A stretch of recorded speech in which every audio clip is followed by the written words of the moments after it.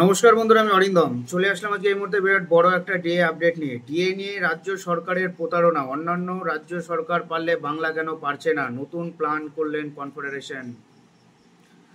DA মামলা নিয়ে পশ্চিমবঙ্গের রাজ্য সরকারি কর্মচারীদের প্রতীক্ষার অবসান যেন আর হচ্ছেই না। রাজ্য সরকারের দায়ের করা মডিফিকেশন অ্যাপ্লিকেশন এবং সুপ্রিম কোর্টের নতুন আবেদনকে কেন্দ্র করে পরিস্থিতি আরও জটিল হয়েছে।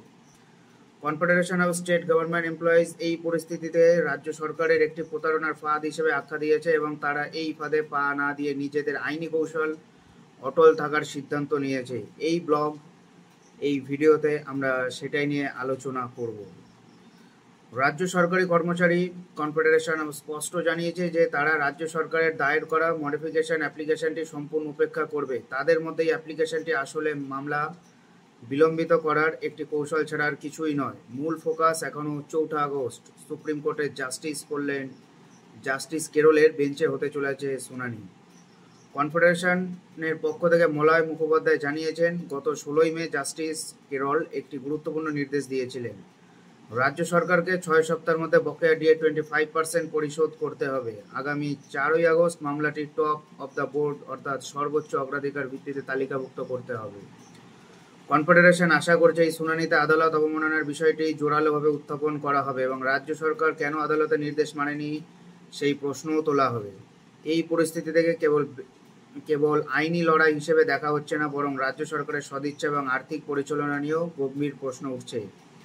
একদিকে যখন কর্মচারীরা তাদের ন্যায্য অধিকার থেকে বঞ্চিত, অন্যদিকে তখন রাজ্য সরকার বিভিন্ন অপ্রয়োজনীয় খাতে অর্থ ব্যয় নিয়েও আলোচনা হচ্ছে।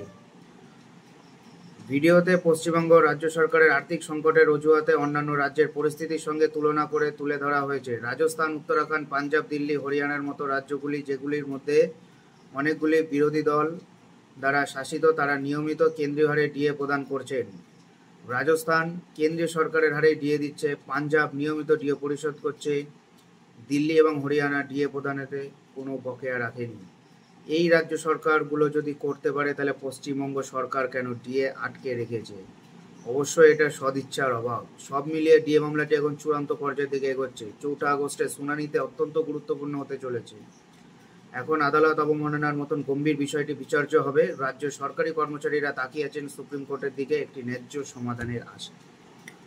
সো বন্ধুরা, এটাই হলো আজকের আপডেট। এর মধ্যে পাওয়ার জন্য চ্যানেলটা সাবস্ক্রাইব করে আমাদের পাশে থাকুন। দেখা হচ্ছে পরের ভিডিওতে। ভালো থাকবেন সবাই। নমস্কার। জয় হিন্দ। বন্দে মাতরম।